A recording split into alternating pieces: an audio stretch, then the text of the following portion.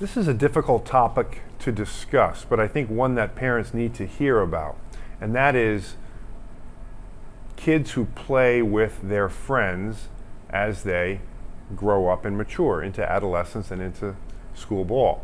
It's completely natural to want to play with your friends. It's highly encouraged. It happens all the time. Basics is full of teams and IBLs and all sorts of training where the friends play together.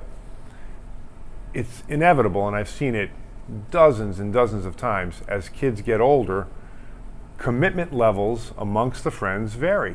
Some kids are much more into it than others, and the skill levels begin to vary. So it's an easy scenario to see what's happening. Let's say kids are entering 5th grade, 6th grade, 7th grade, 8th grade, and they've been playing with their friends for years, and some of these friends are not as committed and their skill level is lower, and now you've got kids who are trying to achieve, and it's a difficult situation, and the parents are in a tough situation because they're not sure whether they should stick with their friends or go on and branch out. So in my mind, the answer is pretty simple. If you can measure the skill set and see that there's a major differential, for example, in the Mikan drill, and we're going to show you at the end of this video what the scores are, what we call the Mikan drill progressions for kids from 5th to 6th grade, 6th to 7th, 7th to 8th, 8th to 9th, and 9th to 12th.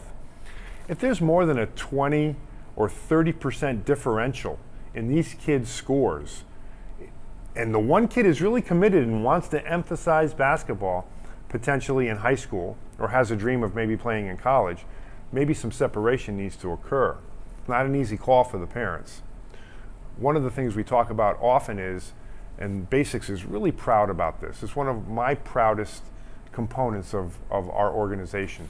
We have kids from all different communities. We'll get kids from Rockford playing with kids from Holland, playing with kids from St. Joe's, and the kids from Ludington are showing up, and the Spring Lake kids are there, and the Grand Haven kids are there. These kids don't know each other. And what it does for good coaches is it immediately levels the playing field because nobody knows each other. You can't rely on Joey because Joey's not even there. Throw him the ball because he's the best player. There are no preconceived notions of who the best player is and who isn't. The kids just play.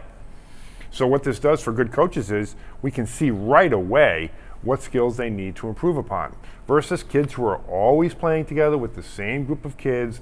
They're going to do the same thing. When they get to high school, their habits are formed, and it'll be mediocre at best, right? Because some kids' commitment level isn't the same as the other. So use the Mikan drill scores as a barometer, and if you have any questions about this, I know it's a difficult topic, but again, these are about honesty, and we're trying to be honest with the parents about what they need to do with certain topics. Thanks for listening.